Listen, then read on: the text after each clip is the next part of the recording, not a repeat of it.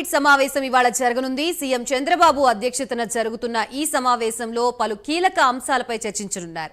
Cabinet లో కొత్త మద్యం పాలసీకి మంత్రివర్గం ఆమోదముద్ర వేయనుంది.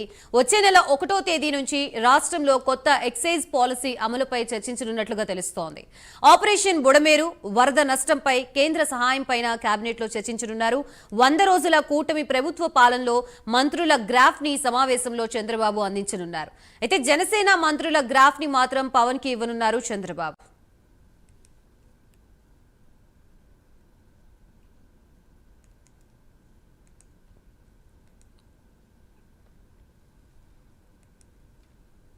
ఏపీ కేబినెట్ సమావేశం ఇవాళ జరగనున్నట్లుగా తెలుస్తుంది. ప్రస్తుతం ఇదే అంశానికి సంబంధించి మనకి పూర్తి అప్డేట్స్ ఇవ్వడానికి మా ప్రతినిధి శ్రీనివాస్ లైవ్ ద్వారా వస్తున్నారు. శ్రీనివాస్, చెప్పండి, ఏపీ కేబినెట్ సమావేశంలో ప్రధానంగా ఈ రోజు ఏ అంశాలపై చర్చించే అవకాశం ఉంది? ఇందులో ఎవరెవరు పాల్గొనబోతున్నారు?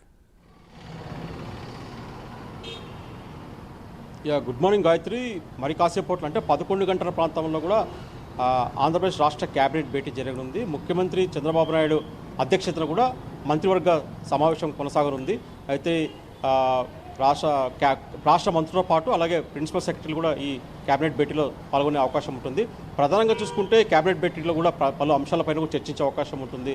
ప్రధానంగా చూసుకుంటే ఏదైతే ఈ నెలతో ఎక్సైజ్ పాలసీ రాష్ట్రంలో ఉందో అది ఆ పాలసీ కూడా ముగియబోతుంది. ఈ నేపథ్యంలో కూడా అక్టోబర్ నుంచి అయితే నెక్స్ట్ మంత్ 1వ తారీఖు నుంచి కూడా రాష్ట్రంలో కొత్త ఎక్సైజ్ పాలసీ కూడా తేవాలని చెప్పేసి ప్రభుత్వం ఇప్పటికే కసరత్తు చేసింది. ఇప్పటికే ఈ ఎక్సైజ్ పాలసీ పైన కూడా విధి విధానం కూడా ఖరారు చేసింది చెప్పుకోవచ్చు.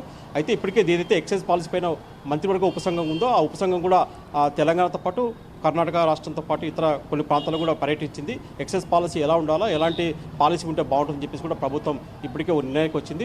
దానిపైన కూడా ఇప్పటికే ఈరోజు జరిగే కేబినెట్ భేటీలో కూడా ఎక్సైజ్ పాలసీ కూడా ఆమోదం తెలిపి వచ్చే నెల నుంచి కూడా ఎక్సైజ్ పాలసీని కొత్త అంటే రాష్ట్రంలో గత టీడీపీ ప్రభుత్వంలో ఏదైతే పాలసీ ఉందో అదే పాలసీని కూడా ఇప్పుడు కూడా వచ్చే నెల నుంచి కూడా కూటమి ప్రభుత్వం కూడా రాష్ట్రంలో ప్రవేశపెట్టబోతుంది. మొత్తం కూడా రాష్ట్ర వ్యాప్తంగా కూడా ఏదైతే ఇప్పుడు ప్రస్తుతం ప్రభుత్వ దుకాణాలు అవన్నీ క్లోజ్గా ఉన్నాయి. ప్రైవేటు ఆధ్వర్యంలో కూడా అంటే ప్రజలకు ఒక మంచి రకాలమైన బ్రాండ్లను అందించాలని చెప్పేసి ధ్యేయంతో కూడా ప్రభుత్వం ఎక్సైజ్ పాలసీని రూపొందించింది. ఇప్పటికే సెబ్ను కూడా రద్దు చేసింది. సెబ్లోని మొత్తం ఎక్సైజ్ సిబ్బందిని కూడా మొత్తం కూడా ఎక్సైజ్ శాఖ పరిధిలోకి తీసుకురానుంది. మొత్తం ఎక్సైజ్ స్టేషన్లు గతంలో ఎలా ఉన్నాయో అలాగే స్టేషన్లు పనిచేస్తే అలాగే ప్రైవేట్లకు అంటే బ్రాండెడ్ అయితే ఇతర రాష్ట్రాల్లో ఏదైతే మద్యం బ్రాండ్లు ఉన్నాయో ఆ మద్యం బ్రాండ్లను కూడా మొత్తం రాష్ట్ర వ్యాప్తంగా కూడా ప్రైవేట్ వాళ్ళకు టెండర్ల ద్వారా కూడా దుకాణాలు కేటాయించి వాళ్ళకు అప్పగించే అవకాశం ఉంటుంది. దాని తర్వాత కూడా అమరావతి రాజధాని నిర్మాణం పైన కూడా ప్రధానంగా చర్చించే అవకాశం ఉంటుంది.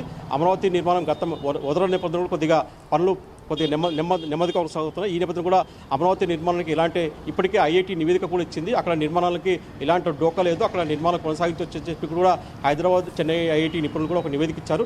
ఆ నివేదిక ప్రకారం కూడా ఇక్కడికి నిర్మాణాలు కొనసాగించవచ్చు చెప్పింది. దీనిపైన కూడా కేబినెట్లో చర్చించి కూడా ఎలా ముందుకు వెళ్ళాలని చెప్పేసి కూడా దీనిపై చర్చించే అవకాశం ఉంటుంది. అలాగే ప్రధానంగా చూసుకుంటే ఇటీవల వరదలకు ప్రధాన కారణమైన బుడమేరు వాగు అవుతుందో వాగు పరిధిలో కూడా మొత్తం కూడా పెద్ద ఎత్తున ఆక్రమణలు జరిగాయి. ఈ ఆక్రమణలు కూడా మొత్తం తొలగించాలని చెప్పేసి కూడా ప్రభుత్వం భావిస్తుంది.